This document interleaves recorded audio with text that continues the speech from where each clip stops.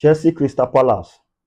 It was a very good game, very good game. It was a 50-50 game for Crystal Palace. Kudos to them. They are already getting in confidence. After winning Liverpool in the Community Shield, they beat Man City towards the end of last season to win the cup. They are beginning to get their balance. But today's game against Chelsea, although so many injuries, Chelsea have so many injuries. Their defender, they have to bring in a young boy to play their defense, Archimon. They really played well. They tried, but Crystal Palace used a formation of 3-4-3, which made it very, very difficult for Chelsea to play. Chelsea played in the midfield with Enzo and Casido. Then Palmer was in front of them. Then they had Gittins and Pedro, Gittins and Pedro Neto. Then with Joao Pedro in front.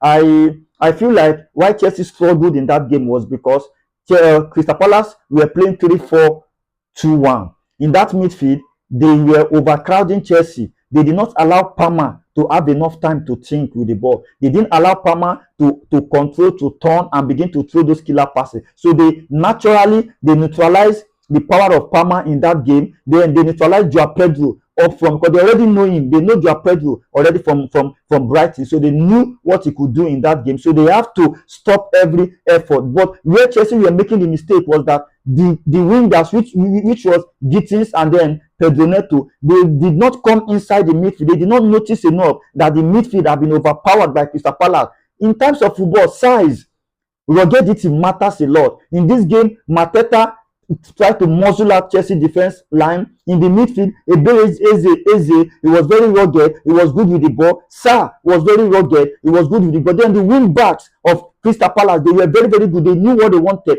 Each time they lose the ball, most of them, they come into the midfield. But even without the ball, you see them trotting back to the midfield to come and rest in the midfield. So Chelsea were finding it difficult to penetrate their edge. It was only in the second half when they brought in Estavo. Estavo then came in to do one or two shining in that game to take on one or two players. But unfortunately, they did not get anything good out of that game because they will have won that game. They had some chances, Santos and then Chalobah in the first half, but unfortunately they didn't take their chances. So, but Chelsea, this new player that they signed, that was why they needed to see in that attack because you need experience, you need power, you need a proven striker. Today, Chelsea did not have that proven striker. All of them, they played without experience in that up front. So maybe going forward, the coach will have to correct it, or these players have to step up their game.